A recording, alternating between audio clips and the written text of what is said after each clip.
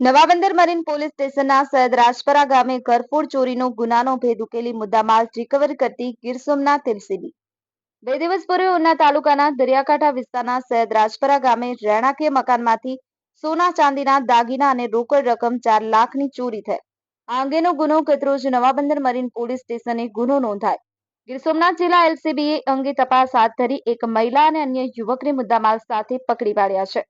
ઘરફોડ થયેલ મકાનની બાજુમાં રહેતી યુવતી સમજુ વરચાંગ રાઠોડ રહેવાસી સૈયદ રાજપરાએ ઘરે કોઈના કોઈ હોય ત્યારે ઘરમાં પ્રવેશી નકુચા તોડી ચોરી કરે તેમજ ચોરાયેલા દાગીના વેચવા જનાર આરોપી ભગવાન ભીખા કામળિયા રહેવાસી ખાપટવાડાની પોલીસે ઝડપી પાડેલ છે.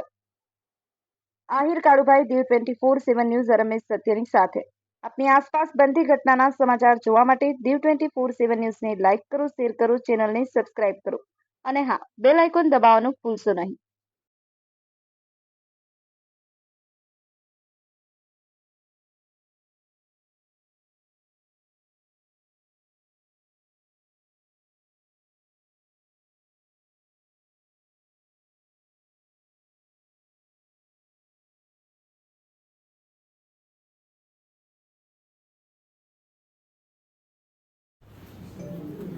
નવાબંદર પોલીસ સ્ટેશન વિસ્તારમાં આવેલ સૈયદ રાજપરા ગામમાં એક ઘરફોડ ચોરીનો બનાવ બનેલો, જેમાં ઘરમાં અંદર પ્રવેશી અને ઘરના અંદર રાખેલા એક પેટીમાં સોનાના દાગીના અને રોકડ રૂપિયા 4 લાખ, ટોટલ મળીને 6 લાખ રૂપિયા જેટલો મુદ્દામાલની ચોરી થયેલી.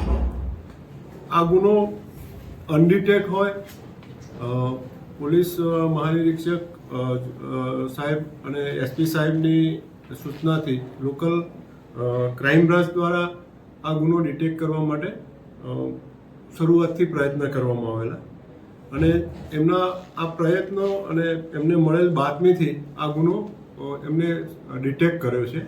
જેમાં ગુનો કરનાર એક બહેન છે, એ જે ફરિયાદી છે એના પડોશમાં જ રહે છે અને એના જે પોતે ધર્મના ભાઈ બનાવેલા એક ભાઈ જે એના પિયરના ગામના છે, એ 2 આરોપીઓને એરેસ્ટ કરવામાં આવે છે અને ચોરીમાં ગયેલ તમામ મુદ્દામાલ રોકડ નાણાં 4 લાખ તથા સોના ચાંદીના દાગીના રિકવર કરવામાં એલસીબીને સફળતા મળી છે.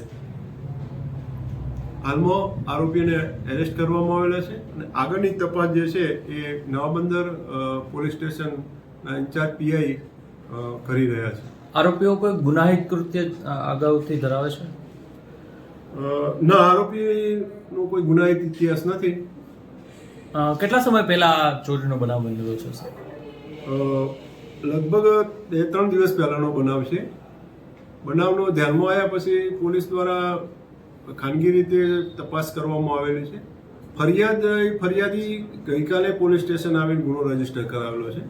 પોલીસને જે માહિતી મળેલી એના આધારે એક એલસીબીની ટીમ અને સ્થાનિક પોલીસ પણ એમાં પ્રયત્નો કરેલા, પરંતુ પોલીસના જે ગુનો રજીસ્ટર ગઈકાલે જ થયો છે એમાં ફરિયાદી પોતે ગુનો રજીસ્ટર કરાવવા માટે ગઈકાલે જ આવેલા. ત્યારબાદ એલસીબીની ટીમે પીઆઈ શ્રી સિંઘવ તથા એમની ટીમે ખૂબ જ ઉમદા કાર્ય કરી અને સતત બાતમીદારોથી માહિતી મેળવીને ગુનો ડિટેક્ટ કરેલો છે.